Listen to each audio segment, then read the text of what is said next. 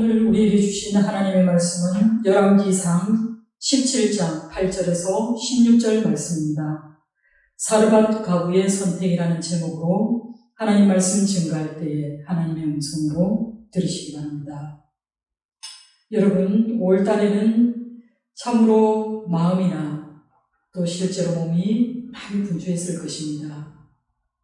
이 자리에 계신 여러분들 가운데 양 부모님이 다 살아계신 분들도 계실 것이고, 또 두 분 가운데 한 분은 이미 하나님의 부르심을 받으신 분도 계실 것이고, 또 부모님이 계시지 않은 분들도 계실 것입니다. 여러분의 마음속에 부모에 대한 추억은 무엇이 있습니까? 여러분의 부모가 여러분에게 과연 물려준 유산은 무엇입니까? 성도의 가장 위대한 유산은 신앙을 유산으로 물려주는 것입니다.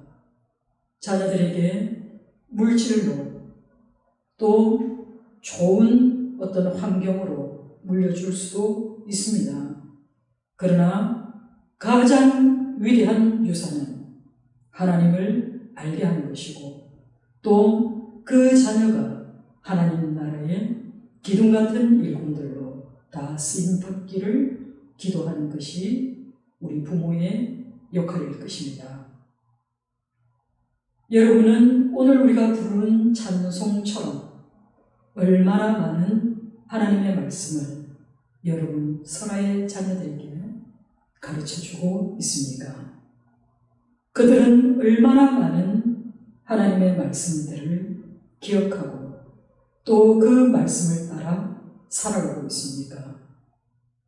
오늘 우리는 엘리야를 통해서 나타나신 그 하나님, 그리고 사르밧 가부가 무엇을 선택함으로써 하나님의 놀라운 복을 누렸는지 살펴보고자 합니다. 위대한 선지자 엘리야는요, 그가 활동하였던 시기는 BC 874년, 즉 아합 왕의 시대 때에 활동했던 선지자입니다. 비록 엘리야는 어떤 예언서도 기록하지 않았지만 성경은 그를 매우 중요한 위치에 올려다 놓았습니다. 아합의 통치는 그의 부친 오므리의 강력한 다스림 이후에 나타납니다. 우리가 알고 있는 북이스라엘의 수도가 바로 사마리아입니다. 사마리아로 수도를 옮긴 사람, 그가 바로 오므리입니다. 이 사마리아 지역에서 오므리는 그다지 오랫동안 통치하지는 않았지만 그는 아마도 그때까지 북이스라엘을 통치했던 그 왕들 중에서 가장 유명한 그런 왕으로 기억되고 있습니다.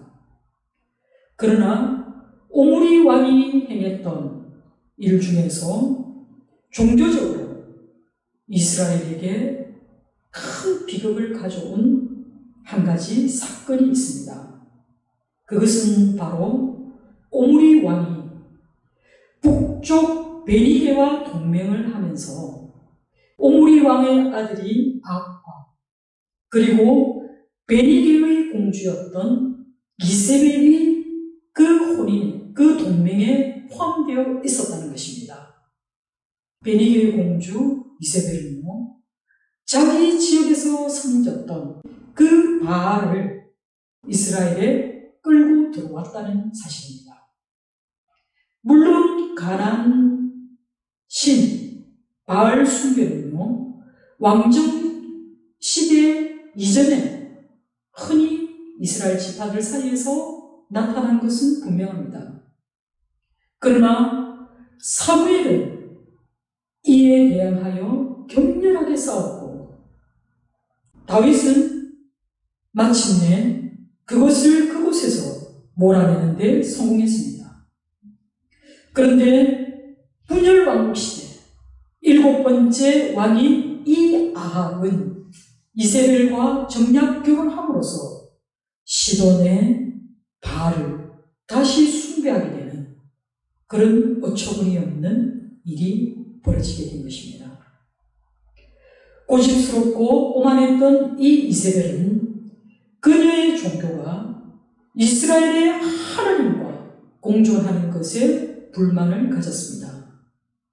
그녀는 이스라엘의 여호와 신앙을 몰아내기 위해서 혼신의 노력을 기울였지만 그의 남편인 아합은 그녀를 저지하지 않고 그리고 그것을 저지하려는 어떤 노력도 하지 않았다는 사실입니다. 이세벨은 하나님의 예언자들을 무참히 학살함으로써 그녀의 목적을 거의 성취했는데 이것은 이방인으로서 그녀가 종교적인 일을 호령해 본 경험이 없었다면 감히 시도해 볼 수 없는 그런 끔찍한 일이었습니다. 북이스라엘의 초대왕이 바로 여로보암입니다. 여로보암은 그 왕국의 명분을 삼기 위해서 금송아지 신상을 베델과 단에서 두어 하나님 앞에 큰 죄를 범하였지만 이세벨의 이 바알 숭배하는 신앙을 도입했다는 것은 하나님 앞에 더욱더 악한 그런 것이었습니다. 그렇기 때문에 성경은 그들의 통치 기간 내에 이스라엘 전역에 가장 악이 완연하였다라고 말씀하고 있습니다. 이렇게 악한 시대였기에 하나님께서는 그들에게 대항할 그 수단으로서 당시에 가장 위대한 선지자 엘리야를 예비해 주신 것입니다. 그런데 이렇게 위대한 엘리야를 소개하는 데 있어서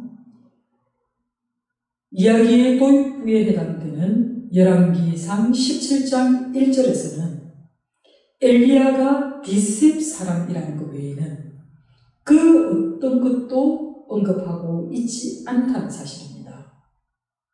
이스라엘 역사상 가장 탁월했던 그런 예언 활동을 펼친 그 엘리야에 대한 신상 맹세가 없다는 이 사실은 매우 의아스러운 일로 비칩니다. 열왕기 저자에게 있어서 그에게 중요한 것은 엘리야를 통해서 역사하신 하나님의 섭리만이 드러날 뿐 엘리야의 전기를 기록하는 것은 그에게는 중요한 일이 아니었기 때문입니다. 열왕기상에 드러난 엘리야의 첫 번째 행위는 아합을 향해서 기근이 있을 것을 예언한 일입니다. 하나님께서는 오래전에 만일 백성들이 나에게 순종하지 않는다면 기근이 하나님께서 보내실 마지막 혹독한 그런 징계가 될 것이라고 이미 신명기 11장에서 말씀해 주셨습니다. 엘리야는 당시 바알 앞에 무릎을 꿇었던 대부분의 이스라엘 사람들과 그리고 바알 선지자를 향해서 외칩니다. 내가 섬기는 이스라엘의 하나님 여호와의 살아계심을 두고 그는 맹세합니다. 이런 엘리야의 태도와 그의 어조는요, 그의 투철한 신앙관이 어떠한가를 잘 보여주고 있습니다. 엘리야의 이 말 속에는요, 그 바알 숭배가 만연했던 당시의 상황에서 자신은 바알을 강력히 거부한다라고 아합에게 그의 의사를 표현한 것입니다. 이스라엘의 하나님은 바알이 아니라 여호와시라는 것을 아합에게 선포함으로써 비록 지금 당장 아합의 범죄에 대해서 침묵하고 계시지만 하나님은 자신의 능력을 보여주실 그런 살아계신 하나님을 분명히 말하는 그 증거로서 내 말이 없으면 수년 동안 비도 이슬도 있지 아니하리라고 선포한 것입니다. 그런데요, 엘리야의 이 가문 예언을 당시 아합은 어떻게 받아들였을까요? 그는 한낱 우스꽝스러운 그런 소리에 지나지 않는다고 생각했던 것 같습니다. 왜냐하면 아합은 하나님의 율법을 따르는 일에 전혀 관심이 없었습니다. 그는 오직 가나안의 신이라고 얘기한 그 자연을 지배하는 그 풍우 그리고 농경의 신인 바알을 알고 그리고 그를 숭배했기 때문입니다. 엘리야의 예언은 우상 숭배에 대한 여호와 신앙을 수호하기 위한 그의 투쟁 선언이었습니다. 바알 숭배자에 대한 하나님의 심판에 대한 경고의 메시지를 전한 매우 의미심장한 사건입니다. 그러나 이후 3년 반이라는 끔찍한 가뭄에도 불구하고 아합은 계속해서 바알을 숭배하였습니다. 그리고 하나님의 선지자들을 죽이는 일을 보면은 엘리야의 예언에 그가 얼마나 귀를 닫았는지 그리고 철저히 아무런 영향도 받지 않았음을 우리에게 알게 해줍니다. 다만 아합은요, 엘리야가 자기의 왕권에 도전하는 그런 불순한 자로 여겨서 오히려 그를 죽이려 하였습니다. 왜냐하면 하나님께서는 엘리야로 하여금 아합을 피할 것을 지시한 것에서 이 사실을 알 수 있습니다. 엘리야는 왕에게 기근이 임할 것을 예언하고 난 이후에 숨어야만 했습니다.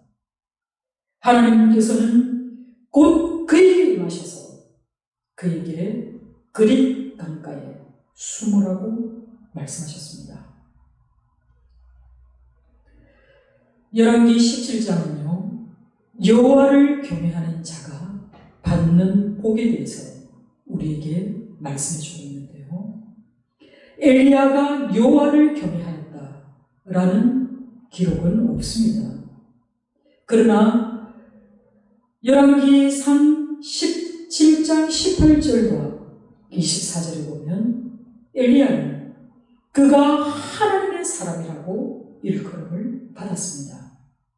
그리고 17장 1절에 엘리야가 자기를 가리켜서 하나님을 섬기는 사람이라고 분명히 말합니다. 열왕기상 19장 10절과 14절에는 만군의 하나님 여호와를 위하여 열심히 특신인 자로 자기를 소개하고 있는 것으로 보아서 엘리야가 얼마나 하나님을 경외하는 자였는지를 우리는 유추해 볼 수 있는 것입니다. 시편 33편 18절에서 19절을 보면 여호와는 그 경외하는 자, 곧 그 인자하심을 바라는 자를 살피사 저희 영혼을 사망에서 건지시며 저희를 기근 시에 살게 하시는도다 라고 말씀하셨습니다. 여호와를 경외하는 자를 기근의 때에 하나님께서 살리시겠다라는 이 말씀 그대로 3년 반 기근의 때에 하나님은 엘리야를 보호하셨습니다. 그리고 시편 34편 9절에서 10절에는 너희 성도들아 여호와를 경외하라. 저를 경외하는 자에게는 부족함이 젊은 사자는 궁핍하여 줄을지라도 여호와를 찾는 자는 모든 좋은 것에 부족함이 없으리로다 라고 말씀하신 그대로 여호와를 경외한 엘리야에게 하나님께서는 모든 좋은 것이 부족함이 없도록 채워주셨습니다. 3년 반의 기간 동안 여호와를 경외하는 엘리야에게 하나님은 처음에는 그릿 강가에서 까마귀를 통해서 먹이셨고, 그리고 그 다음으로는 사르밧에 있는 과부의 집에서 하나님은 그를 먹이셨습니다. 여기서 우리가 주목해야 할 역설적인 특징이 있습니다. 이방 숭배자와 치열하게 싸우려는 이 엘리야를 위해 수고한 부류가 다름 아닌 부정한 세와 그리고 이방 여인이었다는 사실입니다. 스스로를 거룩하게 자청했던 이스라엘 백성들이 아니라 오히려 더러운 짐승 취급받았던 까마귀와 그리고 이방 여인을 통해서 하나님은 구원의 역사를 이루어 가셨다는 놀라운 사실입니다.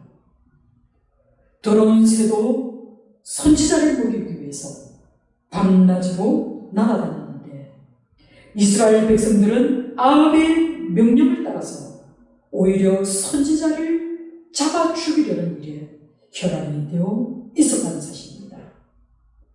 한마디로 당시 우상 숭배를 하면서 아합의 종교 정책에 찬성하였던 이스라엘 백성들은 하나님이 보시기에 더럽고 추한 것으로 여겨졌던 그 까마귀보다도 그들의 가치가 더 형편없었다는 그런 의미가 되는 것입니다. 땅에 비가 내리지 않았기 때문에 얼마 지나지 않아서 엘리야가 머물렀던 그 그릿 강가가 메마르게 되었습니다. 바로 그때에 하나님의 말씀이 엘리야에게 임하셨습니다. 너는 일어나서 시돈에 속한 사르밧으로 가서 거기에 머물라고 말씀하십니다. 여러분, 사르밧은요, 지도에서 살펴보면 두로와 시돈 그 중간에 있는 해안 지역에 있는 작은 마을입니다. 이 사르밧의 다른 이름이 신약 성경 누가복음 4장 26절에는 사렙다라고 기록되어 있습니다. 이곳은 바로 북이스라엘의 바알 숭배를 공식적으로 끌어들인 바로 그 이세벨의 고향이 바로 이 시돈 지역입니다. 북이스라엘에서 아합과 이세벨이 우상 숭배에 도전한 엘리야를 찾는데 혈안이 되어 있을 때 우리 하나님은 오히려 우상 숭배의 본거지인 그 시돈 땅 사르밧에 엘리야를 머물게 하셨다는 것입니다. 사실 아합과 이세벨은 엘리야가 바알 숭배의 본거지 시돈 땅에 가서 숨어 있으리라고는 감히 상상조차 하지 못했을 것입니다. 그리고 사르밧에 가서 거기 머물러 있으라고 말씀하시고 내가 그곳 가후에게 명령하였다라는 이 말씀을 통해서 이방 가후의 손에 의해 하나님께서 엘리야를 먹게 했다라는 이것은 그 앞에 까마귀가 날아주는 그 음식으로 엘리야의 목숨을 보존시켜 주셨던 것처럼 하나님의 뜻에 부합되는 영원한 하나님 나라를 건설하기 위해서는 이처럼 까마귀를 통해서라도 혹은 이방인을 통해서라도 하나님은 사용하신다는 것을 예표하고 있습니다. 더욱더 놀라운 것은요, 특별히 하나님께서 이 엘리야를 공개하는 그 사람도 당시에서 가장 가난한 사람 중에 하나인 가부를 사용하셨다는 겁니다. 정말 연약하고 가난한 자를 상징하는 이 가부를 지명하셨다는 이 사실은 바로 하나님의 구원 역사의 특징을 잘 보여주는 사례라고 말할 수 있습니다. 엘리야가 가부를 처음 만났을 때 그가 요청한 것은 물이었습니다. 요단강에서부터 사르바까지 오는 그 먼 길 때문에 엘리야는 목을 축일 필요가 있었겠지만 그보다 전 지역에 이제 가뭄으로 인해서 엘리야는 오랫동안 물을 마시지 못했기 때문에 가장 급한 물을 그녀에게 요청하였습니다. 물을 마시고 난 다음에 엘리야는 곧이어 그녀에게 먹을 것을 요청하였습니다. 그때 이 사르밧 가부의 반응은 어떻습니까? 그녀는 이렇게 얘기합니다. 나는 떡이 없습니다. 라고 말합니다. 여기서 말하는 이 떡이라는 이 단어는 히브리어 마오는요, 아주 자그마한 빵을 이야기합니다. 사르밧 가부에게는요, 아주 작은 빵조차 없었다는 이 말은 그 당시 팔레스타인 전 지역이 얼마나 극심한 기근으로 고통을 받고 있었는지를 보여주는 사례입니다. 그녀가 가지고 있는 식량이라고는 이제 자신과 그 하나뿐인 그 아들, 그 두 식구가 먹을 밀가루 한 움큼과 그것을 부칠 조그마한 양의 기름밖에 아무것도 남아있지 않다라고 이야기합니다. 이것이 그들의 마지막 음식, 그 기근을 도무지 견딜 수 없을 만큼 고통 가운데 있었기 때문에 그들은 이제 그것을 아들과 함께 먹고 죽으리라고 대답합니다. 사랑하는 성도 여러분, 여기서 우리는 하나님이 그릿에서 사르밧으로 엘리야를 옮기신 이유를 읽어낼 수 있습니다. 하나님은 엘리야를 위해서뿐만 아니라 이 가난한 사르밧 여인의 그 가족을 구하기 위해서 엘리야를 이곳에 보낸 것입니다. 엘리야는 누구나 이해되지 않는 모습으로 그녀에게 이야기합니다. 자기에게 먼저 먹게 한 후에 가부와 아들을 위해 떡을 만들라고 합니다.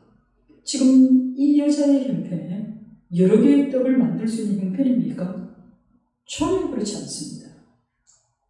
이 엘리야의 말을 들었을 때 이 말에 순종하기는 너무나 어려운 그런 엘리야의 요구입니다.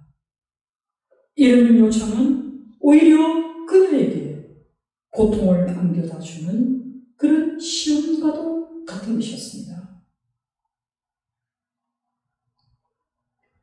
엘리야는 그에게 음식을 제공할 때 하나님께서 그에게 주실 그 복을 이야기합니다. 그러나 그녀의 순종에 대한 엘리야의 이 보상이라고 하는 것은요, 눈에 보이지 않기 때문에 엘리야의 그 말을 곧이곧대로 믿기는 참으로 어렵습니다. 그렇지만 엘리야는 그녀에게 무조건적인 순종을 요구하고 있다는 이 사실 또한 놀랍습니다. 사실 그녀와 그녀의 아들은 더 이상 아무런 희망도 없는 그런 상태에 있습니다. 그런데요, 만약에 자신들이 아무런 희망이 없기 때문에 그녀가 자기와 아들만을 아들을 위해서 이 음식을 만들어 먹었다면 그들은 과부의 말 그대로 분명히 먹고 죽었을 것입니다. 그러나 이 과부의 선택은 어떻습니까? 그는 엘리야가 말하는 그 하나님의 약속을 믿었습니다. 그리고 그 마지막 음식을 자기와 아들을 위해서가 아니라 하나님의 종 엘리야를 위해서 그 음식을 제공했다는 것입니다. 가부는 비록 자신에게 전부인 그 음식을 엘리야의 말에 순응하여서 삶의 새로운 전기를 마련하게 되었습니다. 여기에서 우리가 발견할 수 있는 것이 바로 신앙의 원리인 것입니다. 우리는 오직 하나님의 말씀에 의지하고 그리고 하나님께서 우리에게 하신 그 말씀을 따라 믿음의 걸음을 걸어갈 때 하나님께서는 우리의 보잘것없는 그 헌신을 우리가 온전히 하나님 앞에 드릴 때에 하나님은 우리에게 영원한 생명의 양식이 되어주셔서 그 삶을 풍성하게 하시고 또 새 생명을 얻게 해 주신다는 뜻입니다. 이 사르밧 가부가 엘리야를 하나님의 사람으로 알고 섬겼던 모르고 섬겼던 그것은 중요하지 않습니다. 히브리서 13장 2절에 손님 대접하기를 잊지 말라. 이로써 부지 중에 천사를 대접한 이들이 있었느니라 라고 했듯이 12절대로 엘리야를 하나님의 사람으로 그녀가 알고 대접했던 혹은 11절 말씀대로 사르밧 가부가 하나님의 사람으로 알지 못하고 지나가는 나그네로만 알고 대접했던 히브리서 13장 2절과 같이 부지 중에 주의 종을 대접한 그 복을 이 여인이 누렸다는 것이 더 중요한 일입니다. 그녀는 한 꿈의 가루를 붙임으로써 자신의 그 초라한 그릇을 비워냄으로써 그녀는 오히려 하나님께로부터 오는 그 축복을 받을 그릇을 예비한 것입니다. 14절에 이스라엘의 하나님 여호와의 말씀이 나 여호와가 비를 지면에 내리는 날까지 그 통의 가루가 떨어지지 아니하고 그 병의 기름이 없어지지 아니하리라 하신 약속 그대로 이 기적이 그 가정에 일어났습니다. 그 극한 가뭄 가운데에서도 그녀와 그의 아들이 생명을 유지할 수 있었다는 사실입니다. 그뿐만이 아닙니다. 15절에 보면 그가 가서 엘리야의 말대로 하였더니 그와 엘리야와 그의 식구가 여러 날 먹었으나 라고 기록되어 있습니다. 엘리야의 말대로 하나님의 선지자가 선포한 그 말씀을 따라 행하였더니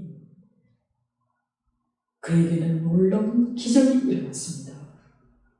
여기서 식구라는 표현이요 조금 의아합니다. 왜냐하면 그녀에게는 아들뿐인데 식구라는 이 말을 기록하였다는 것은 히브리어에 살펴보면 바트라 해서 이 식구는 친척을 의미합니다. 사르밧 가부의 집에 하나님의 선지자 엘리야를 공개하였더니 하나님이 그녀에게 넘치는 복을 주신 그 일을 그 친척들이 알았다는 것입니다. 그리고 그 친척들까지 달려와서 그 축복을 함께 누렸다는 그 사실을 기록한 것입니다. 여호와께서 엘리야를 통해 하신 그 말씀 같이 그녀의 집에 있는 통의 가루가 떨어지지 아니하고 병의 기름이 떨어지지 아니하였다는 사실입니다. 여러분, 이것이 바로 하나님의 초자연적인 역사가 엘리야의 말에 순종한 그 사르밧 가부의 집에 임했다는 그 놀라운 사실을 우리에게 증거해주고 있습니다.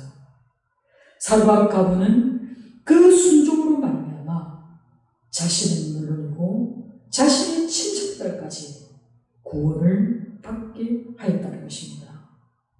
이러한 사실은 우리 한 사람 한 사람이 예수 그리스도의 말씀에 순종할 때 우리의 가정이, 우리의 집이 구원을 받게 되리라는 그 놀라운 구원의 역사를 우리에게 암시해주고 있는 말씀입니다. 여러분, 한 사람의 그 목숨을 건 행동이 그 가정을 살린 그 예는 우리가 성경에서 여러 곳에서 볼 수 있습니다. 라합이 그 믿음으로 그의 가족을 구원했습니다. 그들은 하나님의 약속에 의지하고 또 믿음으로 순종한 결과 생명을 얻는 그 은혜를 누렸습니다. 사랑하는 성도 여러분, 우리는 오늘 이 사르밧 가부의 선택을 눈여겨보아야 할 것입니다. 그가 엘리야를 어떻게 이해했든지 상관없이 그녀의 선택을 통해서 그가 하나님의 축복의 통로가 되었다는 것입니다. 여러분, 이 선택은 쉬운 선택이 아닙니다. 자신이 먹기에도 부족한 그 음식을 누군가를 위해 내어준다는 것은 마치 생명을 내어주는 것과 마찬가지입니다. 어쩌면 하나님께서 우리에게 요구하시는 것 또한 우리의 생명조차 요구할 때가 있다는 사실입니다. 우리는 이런 순종의 모습을 보인 아브라함을 기억합니다.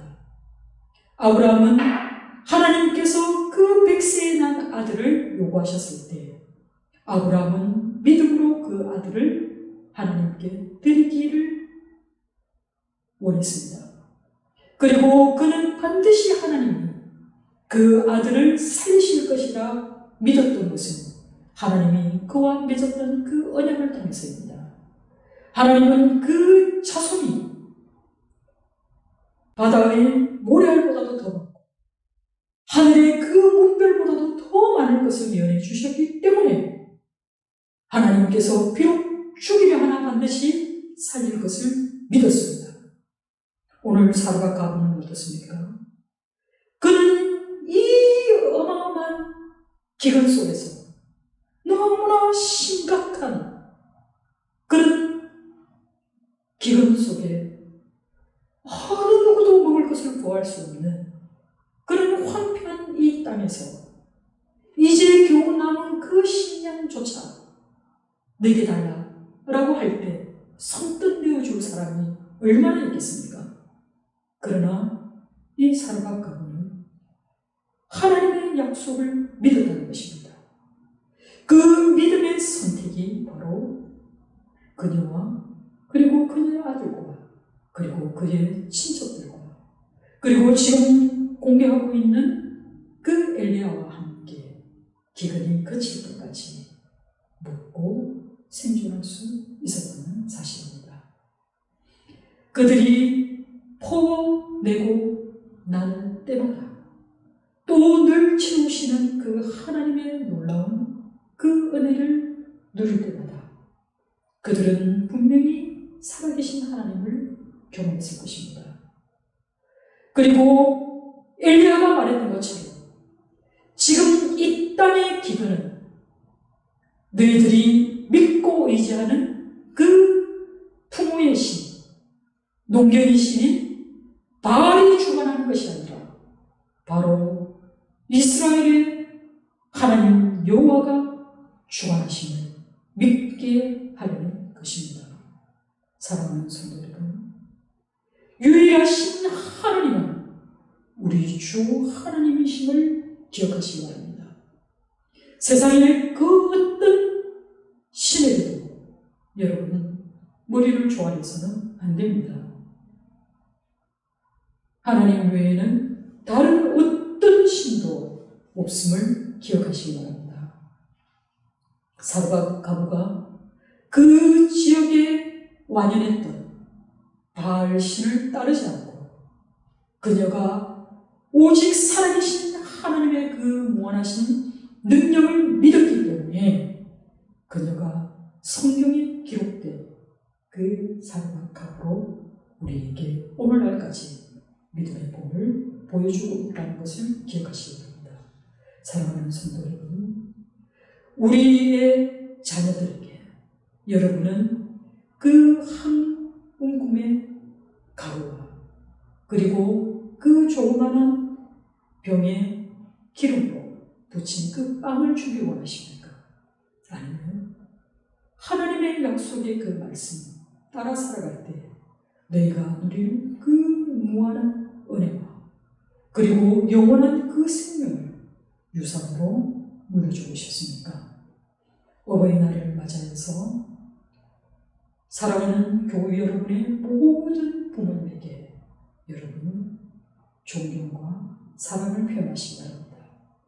그리고 세상의 모든 자녀들을 여러분 축복하시기 바랍니다. 우리 주 하나님의 이름으로 여러분의 자녀를 축복하는 그런 순전한 교회 모든 성도님들 바르시기를 주님의 이름으로 축원합니다. 기도하겠습니다.